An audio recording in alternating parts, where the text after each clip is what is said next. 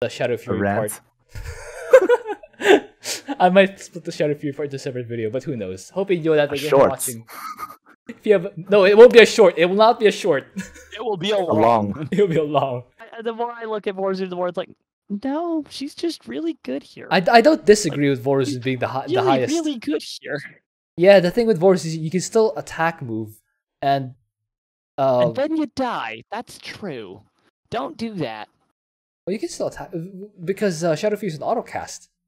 Yeah, Shadow Fury is an autocast. Yes, but here's the thing: you attack move, they cast Shadow Fury, and then what do? They commit suicide by walking towards the enemies. And they revive. Also, the other problem is Shadow Fury on autocast will only cast when the enemy unit is in the middle of the Shadow Fury cast, which effectively loses you like 5 range or something. It means you have to be way closer. And you know what that is? That's the difference between being out of range of Fatal Attraction when you cast it and being in range, so that after the Shadow Fury finishes, they can get stocked. And that's another thing. If you A-move them instead of manual casting it, the Shadow Fury isn't synchronized, which means one person is Shadow Fury and killing an enemy, which sucks everyone else in and throws everything into disarray and chaos. Instead of the uniform, everyone Shadow Furies at once, everyone's invulnerable at once. Manual cast how many Shadow people? Furies. Yeah. How many people actually manually cast Shadow Fury? Probably just Sticksbender. Poor Warzone. Warzone is going to get the same problem that Jimmy and Abathur keep having. I don't disagree with. She's great here. Unfortunately, you have to actually not suck. So yeah. I don't disagree. I don't disagree with top of A though, because there's still, Shadow Guard with time stop. And well, if we take away points from Warzone for yes, you really are going to run into problems if you don't do it right. Then she's going to be pushed down below, at very least, Stepman, probably Karax too. In case anyone was wondering what my next 2 commanders were. So who is the best among the A's? Karax and Stetboy? I don't disagree with Stetboy being top of S either.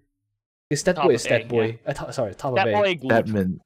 Yeah, I think Stetman top of A. Stetman is the top of A unless you put Warzone above him, but honestly, yeah, okay, I'm probably assuming too much for people to put Warzone that high.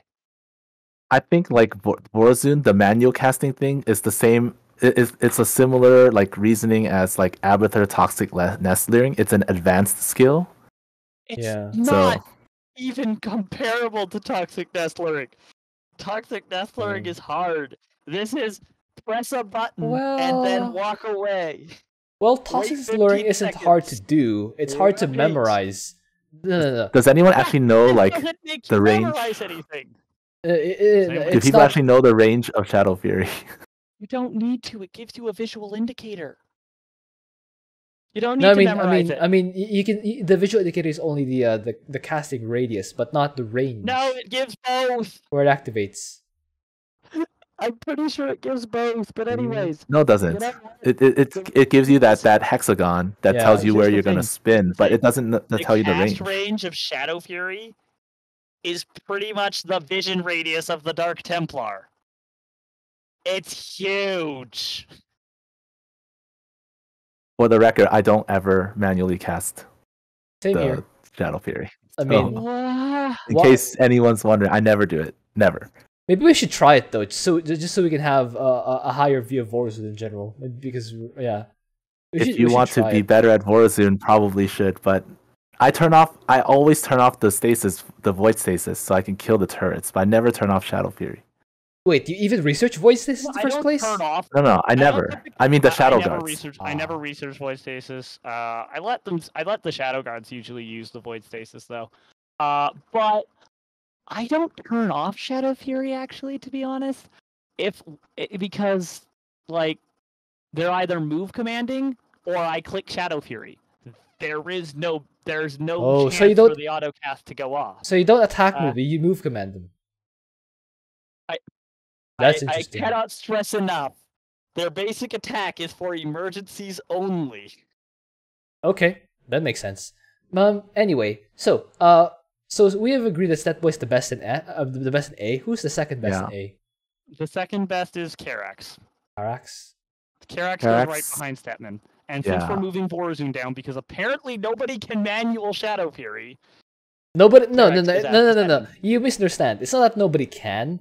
It's just that nobody no one finds does it. it. Nobody does. Nobody finds it worth the added benefit. Or no Myself one included. It's the difference between recognizes. Vorazun being a bad commander and a good commander. No, It's no, no, no, a no. huge difference. It's not- so big. The mutations where Vorazun is bad on, Shadow Fury won't really change that. Actually, it It kind won't. of does. No. Most of them, it's been like, I would that's- trust myself with Vorazun on this with Shadow Fury. Would That's manual why casting? I call that as an advanced skill, would, even though it's not advanced. would manual casting on Shadow Fury save you from microtransactions? Would it save you from going nuclear? Would you save it from missile command? Would it save you from Not missile command. The first two, yes. Microtransactions?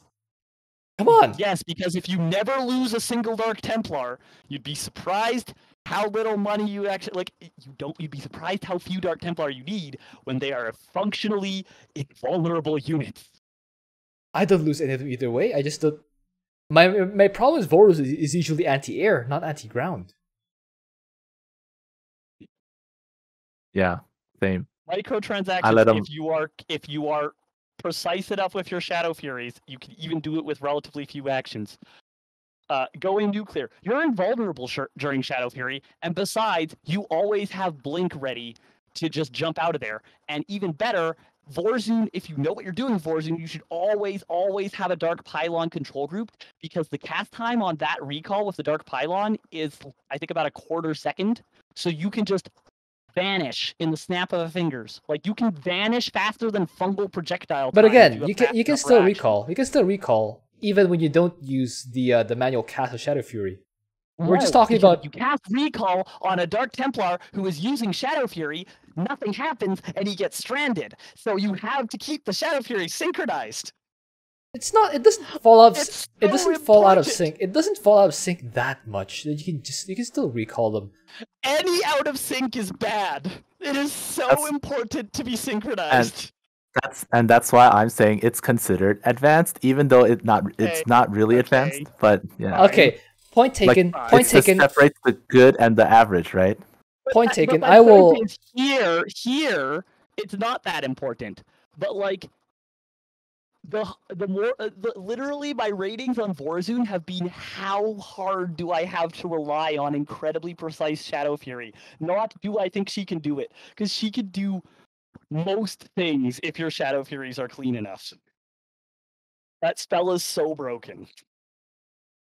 Anyway, I will. Point taken. I will try to do that in the future. See if it'll actually improve how effective Vorazun is for me, and then we'll come back and talk about her next week.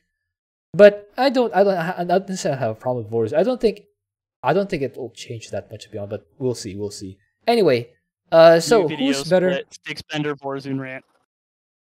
Yeah, it might actually be a new video on its own. This might actually be a separate video. I might upload it on a separate weekend or a separate Wednesday. No, don't worry about it. It's free content for me. Yay! Anyway,